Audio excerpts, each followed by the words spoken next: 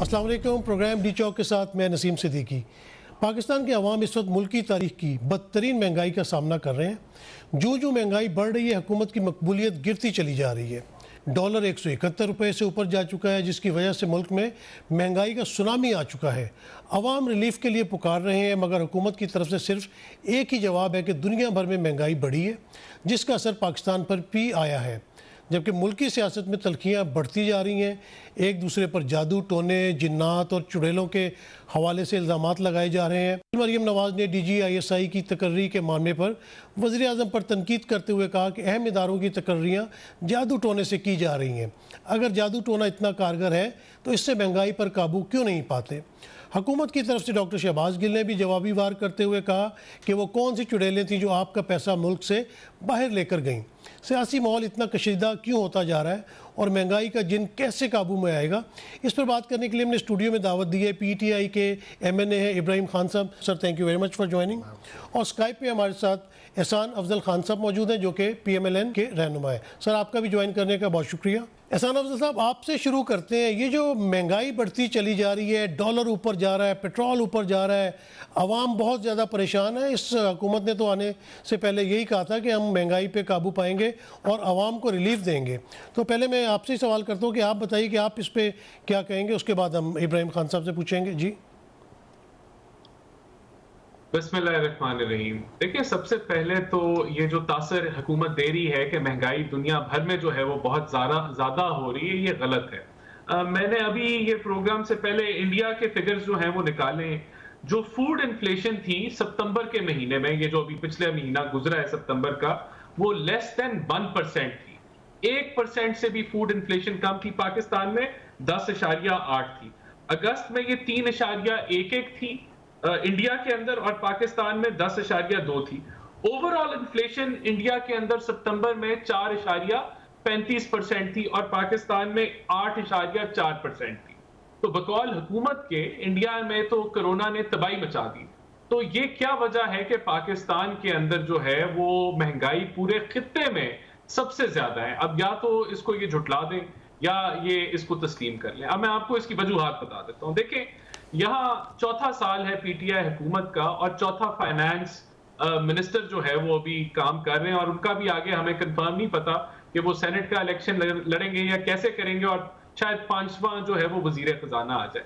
तो इनका मईशती प्लान कोई था ही नहीं, ना ये किसी प्लान के साथ आए, बल्कि इनको किराए के जो है वो वजीर खजाना जो है वो लगाने पड़े।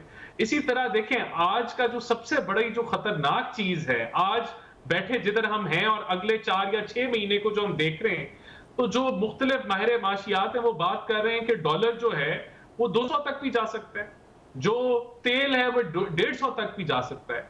तो मैं तो समझता हूं अभी तो पाकिस्तानी अवाम 3 साल से थक चुकी है, और जो इन्फ्लेशन है वो दुगनी स्पीड पे बढ़ रही है और जो इनकम है वो आधी स्पीड पे भी नहीं बढ़ रही। तो ये आगे जो आने वाला महंगाई का बम है वो किस तरीके से अवाम बर्दाश्त करेगी। एहसान अफजल साहब, यहाँ पे जो आपकी मुस्लिम लीग नून की हुकूमत थी, पीपल्स पार्टी की हुकूमत थी, उन्होंने जो इतने कर्जे लिए थे, ये एक बेचारी गवर्नमेंट तो वो कर्जे उतार के जो है वो तंग आई हुई है। देखिए, ये भी एक फॉल्स नैरेटिव है, गलत बयानिया है, जो कि बहुत दफा एक्सपोज हो चुका है।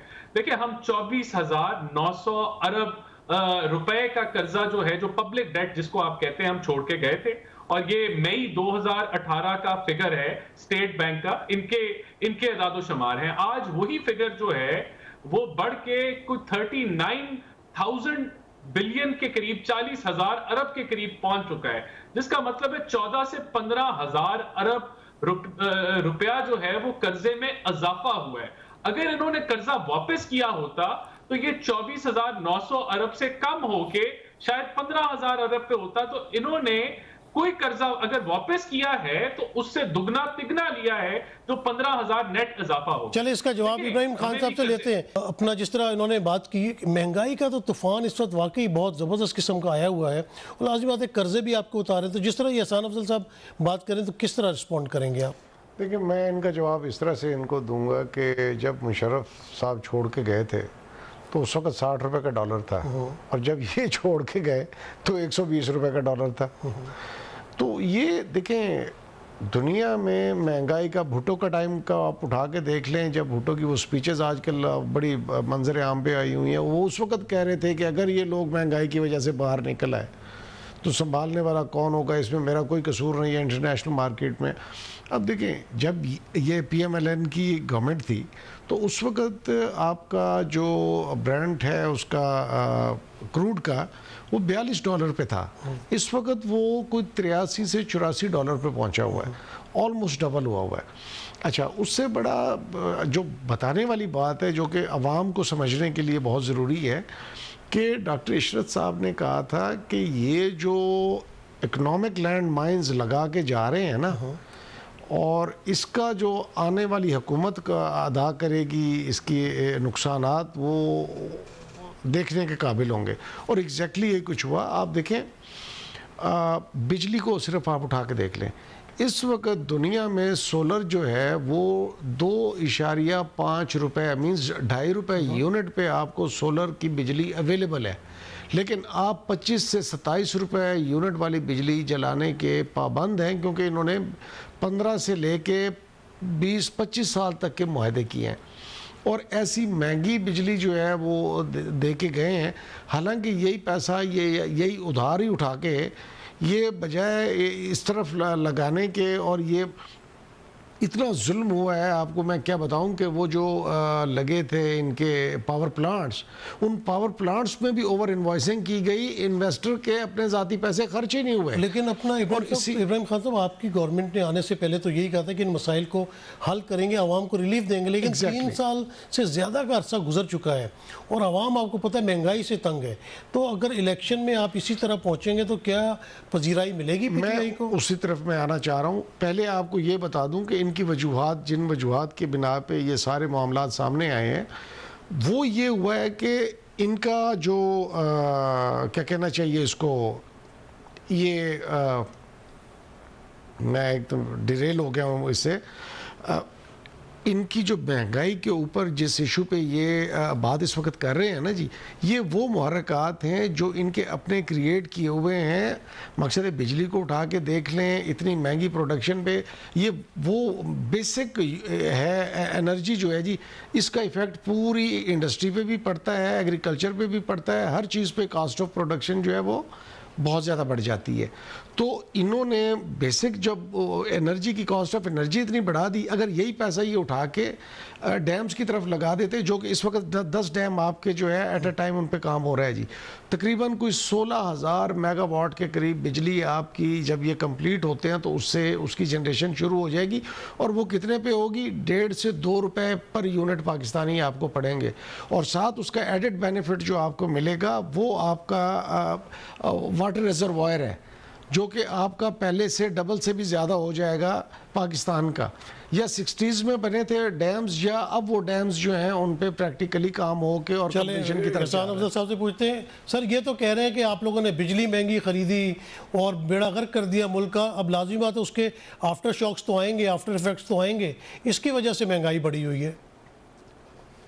دیکھیں، پہلی بات تو یہ کہ 4 سال اپنے دور حکومت کے اندر ان کے پاس اپنا کوئی جواب نہیں ہے، یہ کوئی ایکسپلینیشن نہیں دے پاتے۔ ان سے جو سوال پوچھے کہ مہنگائی کیوں ہے، یہ کہتے ہیں نواز شریف، ان سے پوچھے بجلی کیوں مہنگی ہو رہی ہے، یہ کہتے ہیں نواز شریف۔ تو میرے خیال سے عوام اس چیز کو جو ہے وہ بائی نہیں کرے گی۔ دوسرا چیز، انہوں نے کہا کہ جی ڈالر جنرل صاحب کے دور میں 68 پہ تھا، 60 روپیز پہ تھا، تو نہیں، وہ 75 یا 78 کے درمیان میں تھا جب جنرل صاحب چھوڑ کے گئے، اور 10 سال بعد یعنی کہ 2008 سے 2018 کے بعد صرف 25% اس میں اضافہ ہوا، اور ہماری حکومت 115 پہ چھوڑ کے گئی۔ لیکن ان کے 3 سالہ دور کے اندر 40% سے زیادہ ڈی ویلیو ہو گیا۔ تو جو ہم نے 10 سال کے اندر جو کام ہوا، انہوں نے 3 سال میں اس سے بھی بدتر کر دیا۔ لیکن آپ نہیں سمجھتے کہ کووڈ کی وجہ سے پوری دنیا کی جو معاشی حالت ہے وہ بدترین ہوئی ہے؟ ہر چیز دنیا میں اس وقت مہنگی ہو رہی ہے، مہنگائی کا تو طوفان پوری دنیا میں آیا ہوا ہے۔ دیکھیں، میں نے آپ کو دنیا کا اور خطے کا موازنہ کر کے دکھا دیا کہ انڈیا میں کتنی مہنگائی ہو رہی ہے اور پاکستان میں کتنی ہو رہی ہے۔ ابھی یہ جو آؤٹ لک آئی ہے IMF کی، اس کے اندر پاکستان کی گروتھ ریٹ انہوں نے پریڈکٹ کی ہے 3.4%، اور انڈیا کی 8 سے ابو ہے۔ تو واقعی پوری دنیا میں آیا ہے، لیکن اکانومیز نے ریباؤنڈ وی شیپ ریکوری کی ہے اور بڑی اچھی پرفارمنس دکھائی ہے. بدقسمتی سے ہم نے وہ نہیں دیکھا. میں بجلی کے معاہدوں کی بات کرنا چاہ رہا تھا. دیکھیں جب ہمیں حکومت ملی تو ہمارے بھی بڑے سنگین مسائل تھے، جس میں 16 گھنٹے لوڈ شیڈنگ تھی، 2300 کے قریب سوسائڈ بامبنگز ہوتی تھی. یہاں کوئی فارنر پاکستان میں قدم نہیں اٹھاتا تھا. ایکسپورٹ کرنے کے لیے جو کمپنیز تھی وہ دبئی جا کے اپنے کلائنٹ سے ملتی تھی. ہم نے اس ساری چیزوں سے حل کیا، اور جو بجلی کے ہم نے پروجیکٹ لگائے وہ LNG بیسڈ پروجیکٹس. اور LNG جو ہے وہ ڈیمو کے بعد سب سے سستی طریقہ ہے بجلی بنانے کا. اور ہم نے باسکٹ پرائس کو، جو اس وقت کی باسکٹ پرائس تھی، اس کو ہم نے اس میں بجلی سستی کی. اور یہ انہوں نے جو ڈیمز کی بات کی تو ہم نے محمد ڈیم کے اندر بھی کام کیا. بھاشا ڈیم کی $1 بلین کی ہم نے لینڈ پروکیورمنٹ کی. نیلم جیلم کو ہم نے مکمل کر کے چلا دیا. تو یہ بھی ایک غلط، اور یہ جو ہم نے کام کیے، اگر ابھی تک 3 سے 4 سالوں کے اندر پی ٹی آئی نے ہماری ایلوکیشنز میچ کیے تو وہ ہمیں اعداد و شمار بتا دیں.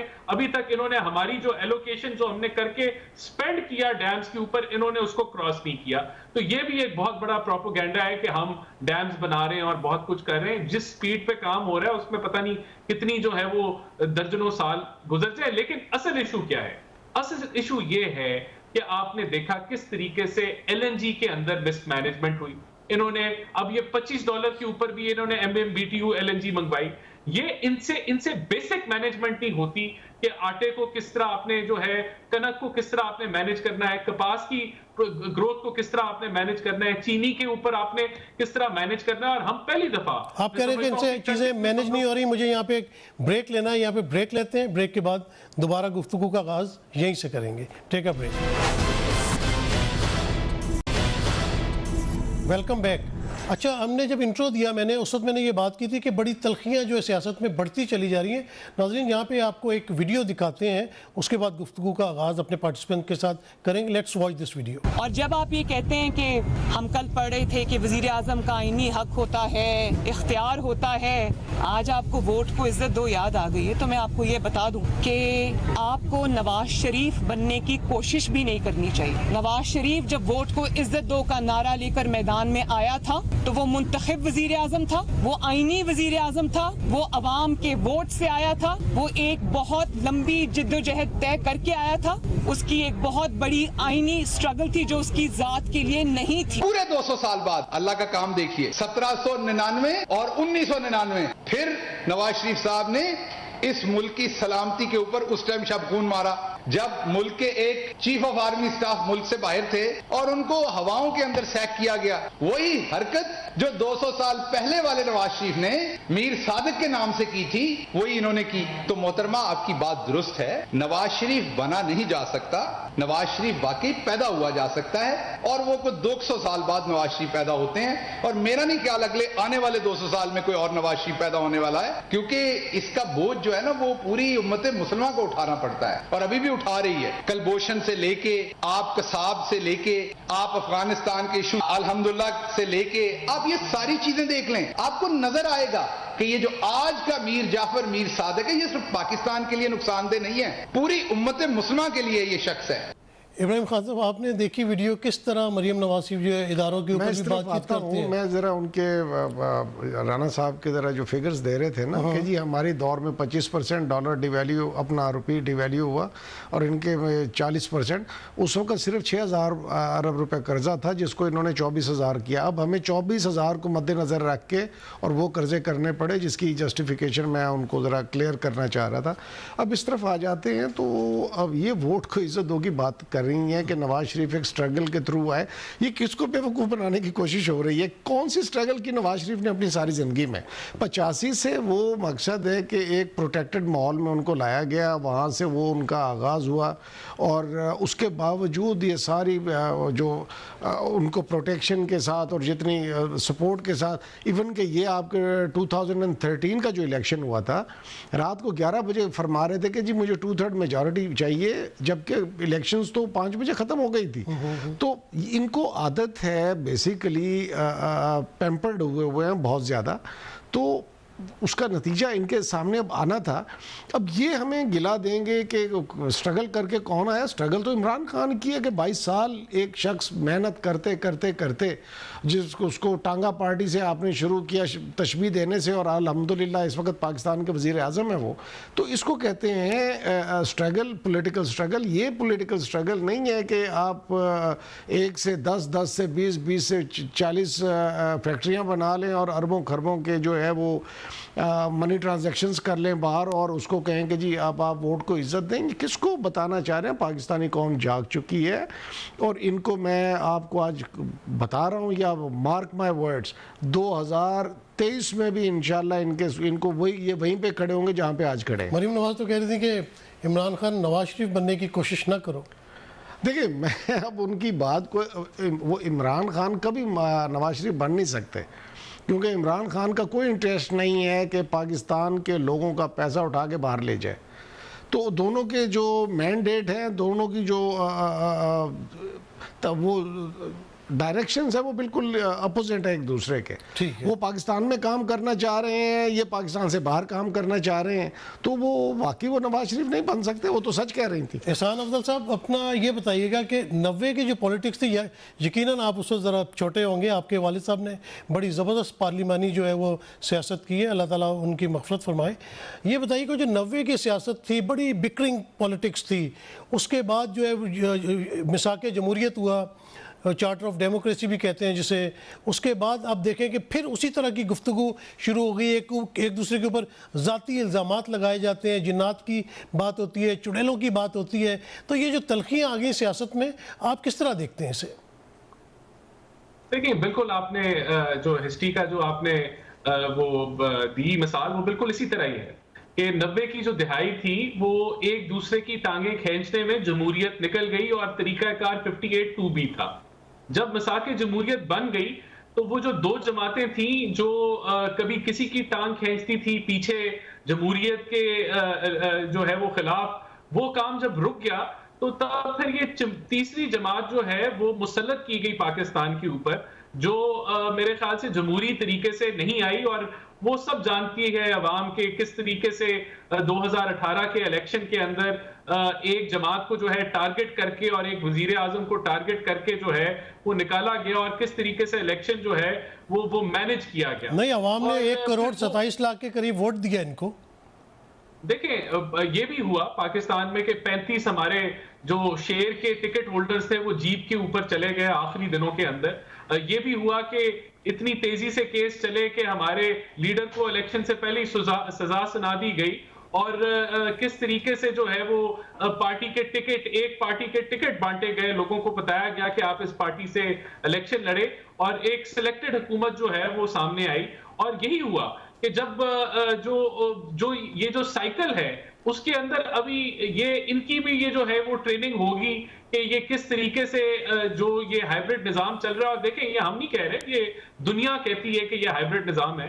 تو اس نظام کے اندر جو ہے وہ کیا نتیجہ نکلا, اس کا رزلٹ پاکستان کو کیا بینیفٹ ملا, کیا پاکستانی عوام کو کوئی فائدہ ہوا, تو یہ عوام ضرور اس کو دیکھے گی. اور میں بھی آپ کو کہتا ہوں کہ مارک مائی ورڈز کہ یہ جو آج پاکستان کی عوام کا جو بجٹ آؤٹ ہوا ہے اور جس دلدل میں یہ معیشت پھنس چکی ہے, پی ٹی آئی کو یہ جو جتنی انہوں نے سیٹیں لی ہیں اس سے آدھی بھی لے جائیں تو وہ بڑی ایک کارنامہ ہوگا, اس سے زیادہ یہ پرفارم نہیں کر پائے. کیوں ابراہیم خان صاحب یہ تو کہہ رہے ہیں کہ اگلے الیکشن میں جو ہے آپ کو جتنی سیٹیں ملی ہیں اس سے بھی آدھی سیٹیں ملیں گی. میں ابھی کشمیر کا الیکشن لے لیں, اور لاسٹ جو ہے ابھی ایم پی اے کا الیکشن ہوا تھا آپ کے سیالکوٹ میں, اس کا رزلٹ آپ دیکھ لیں.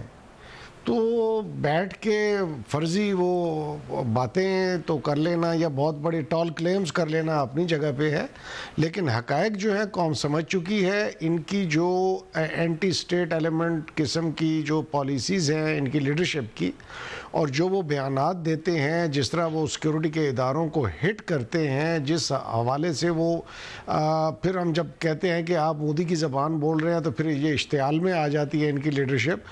تو دیکھیں پاکستان نے ہی آپ کو سب کچھ دیا تھا, ورنہ مقصد انڈیا سے جب یہ مائیگریٹ کر کے آئے تھے ان کے کیا کچھ تھا ان کے پاس. پاکستان نے جب سب کچھ دیا ہے تو پاکستان کے لیے کچھ کرنا چاہیے, اور Pakistan should stand first. Priority ہماری پاکستان ہونا چاہیے, پاکستان کے 22 کروڑ عوام ہونا چاہیے.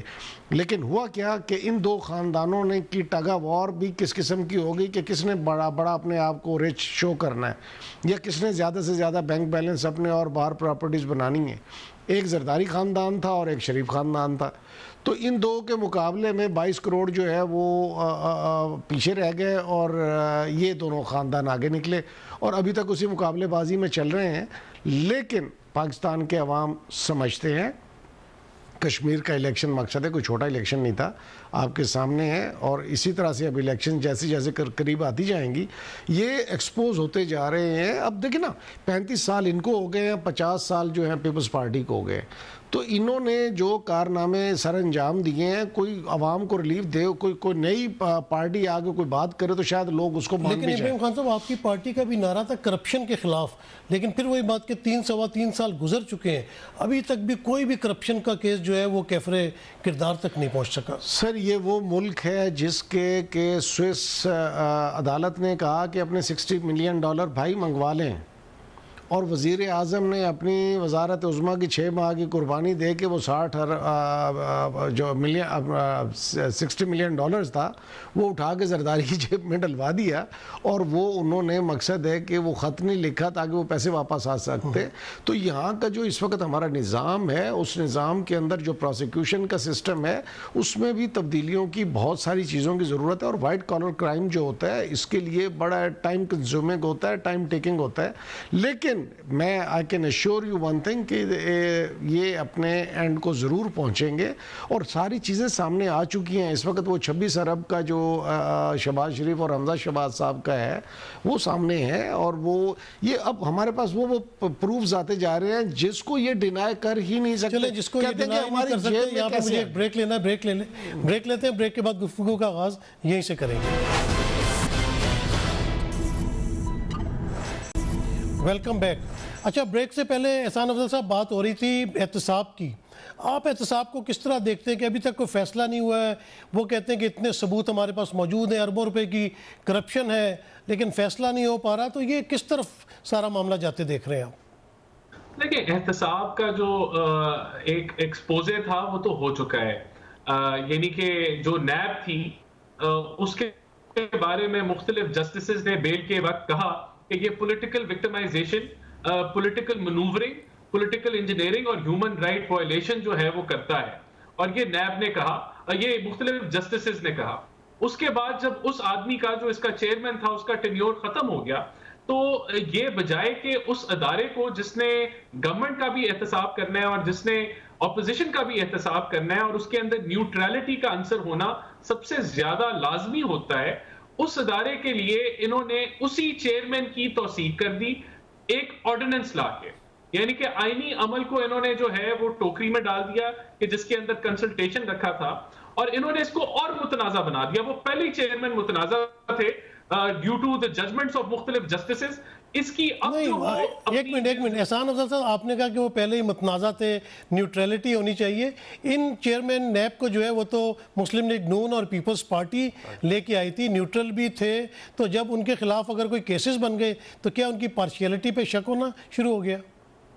اور یہ بتا دوں میں کہ پی ٹی آئی نے یہ کیسز بھی پی ٹی آئی نے نہیں بنائے, نواز شریف کے خلاف بھی نہیں بنائے اور پیپلز پارٹی کے خلاف بھی نون لیگ نے ہی چودھری نثار کے دور میں یہ فیک اکاؤنٹس کے کیس بنائے تھے. جی دیکھیں, ان کی پارشیلٹی پہ کیوں انگلی اٹھتی ہے وہ میں نے آپ کو پہلے ہی بتایا. جسٹس باقر کی آپ رپورٹ پڑھ لیں تو آپ کو پتا چل جائے گا کہ کس طرح نیب کو جو ہے ایک آلے کی طرح استعمال کیا گیا. ان کی پارشیلٹی پہ ہم نے نہیں انگلی اٹھائی, ان کی پارشیلٹی پہ مختلف جسٹسز نے بیل دیتے ہوئے جو اپوزیشن کے جو لیڈران تھے ان کو جب بیلیں ملی ان کے اوپر, نیب کے اوپر انگلی انہوں نے اٹھائی اور انہوں نے جو ہے ان کی پارشیلٹی کو پن پوائنٹ کیا. دوسرا, جب وہ ان کا جو ویڈیو کا سکینڈل نکلا اس کے بعد ان کا کنٹینیو کرنا اس آفس کے اندر, وہ بھی ایک بہت بڑا سوالیہ نشان ہے. لیکن چلے, وہ ایک جو ہے کانسٹیٹیوشنلی عمل سے وہ کنسلٹیشن کے تھرو وہ چیئرمین نیب بنے تھے. لیکن اب اس وقت وہ کنسلٹیشن سے چیئرمین نیب کنٹینیو نہیں کر رہے.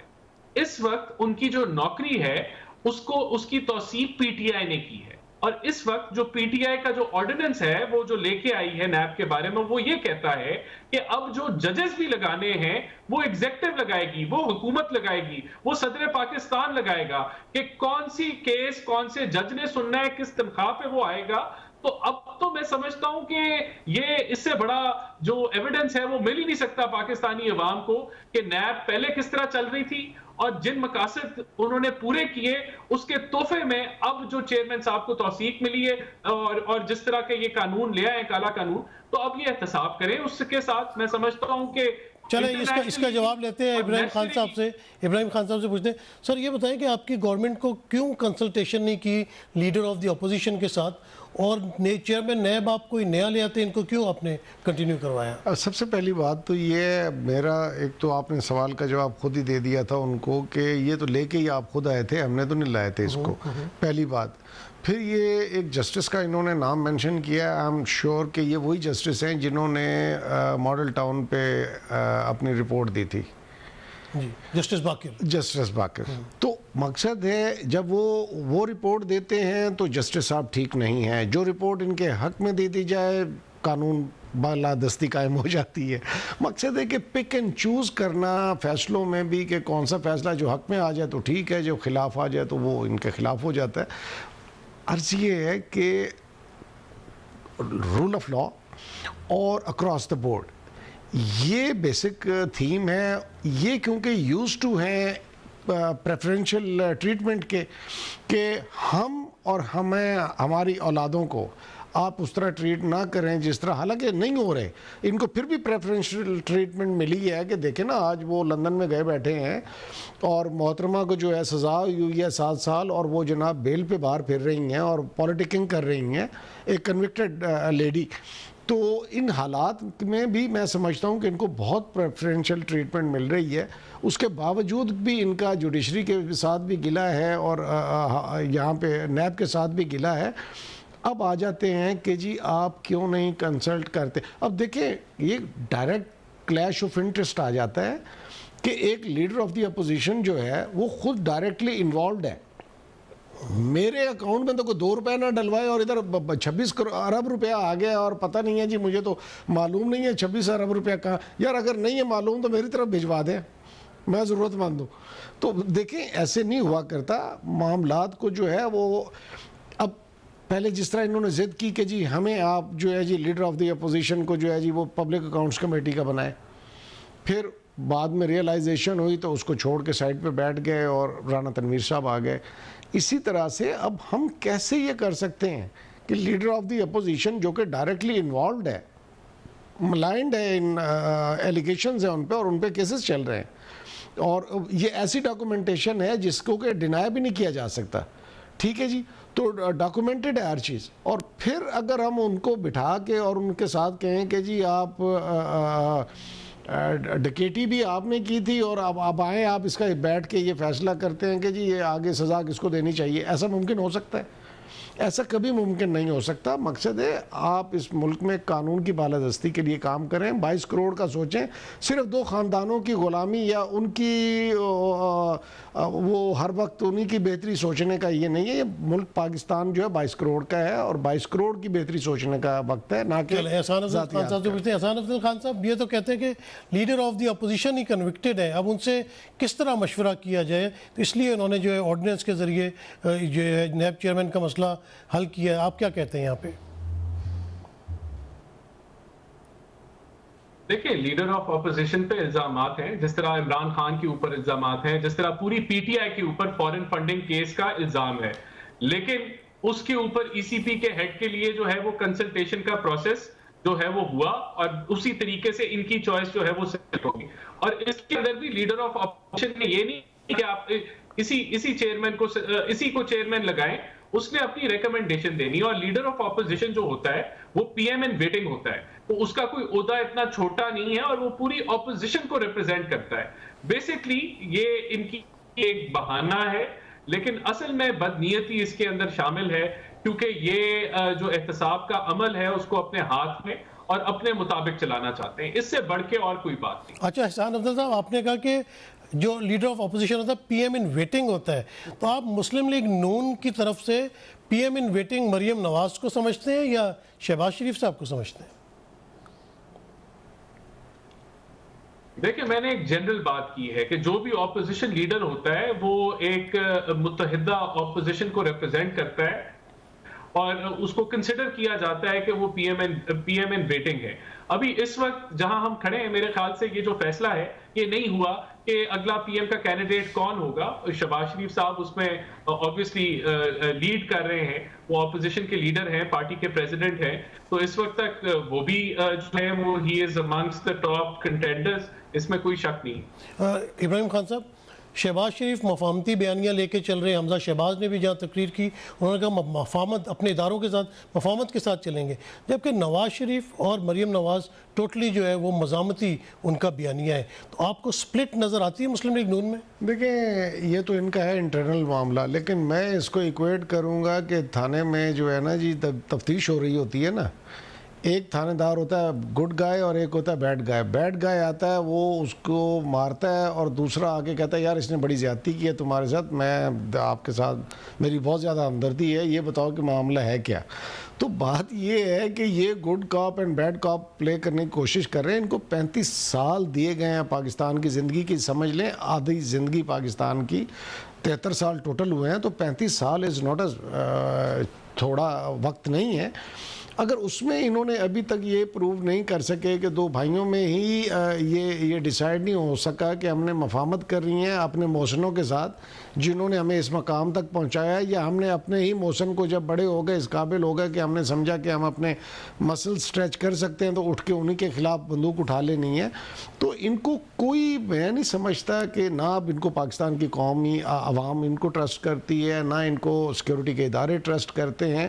ان کی قول و فعل میں اتنا تضاد ہے کہ اب میں نہیں سمجھتا کہ یہ جتنی مرضی خوش فہمیوں میں یہ ہو جائیں کہ جی مہنگائی اتنی ہو گئی ہے اور اس کی وجہ سے یہ ہو گیا اور وہ فلاں وجہ ہو گیا. مہنگائی ہوئی ہے تو سب کے سامنے ہے، اور اس کی دیکھیں ہم اس کا لا رہے ہیں الٹرنیٹ. میں آج آپ کو یہ بھی بتا رہا ہوں کہ جو احساس پروگرام ہے اس میں 1,25,00,000 کے قریب خاندانوں کو ہم آلریڈی سپورٹ کر رہے تھے. اب انہی کے لیے ہم نے یوٹیلیٹی سٹورز کے علاوہ ڈسٹرکٹ لیول کے اوپر گاؤں کے لیول پہ جو ہے وہ جو سٹورز ہیں ان کو نامینیٹ کر دیا گیا ہے، اور وہاں سے وہ جا کے اپنا وہ کارڈ دکھا کے ان کو باقی لوگوں کی نسبت سبسیڈائز جو ہے بیسک نیسیسٹیز جو ہیں، یہ چینی ہے، آٹا ہے، دالیں ہیں، گھی ہے، یہ سبسیڈائز ریٹس پہ ان کو ملے. چلیں اللہ کرے کہ پاکستان میں مہنگائی کم ہو. ابراہیم خان صاحب، وقت میرا ختم ہو گیا. آپ کا بہت شکریہ جوائن کرنے کے لیے. احسان افضل خان صاحب، آپ کا بھی بہت شکریہ. ناظرین، آپ نے دیکھا کہ مہنگائی سے عوام تنگ تو ہے، گورنمنٹ بھی پریشان ہے، اپوزیشن بھی اس پہ ذکر کرتی ہے. گورنمنٹ کہہ رہی ہے کہ ہم کچھ ایسے پروگرامز لے کے آ رہے ہیں جس کی وجہ سے سبسڈیز ملے گی، عوام کو ریلیف ملے گا.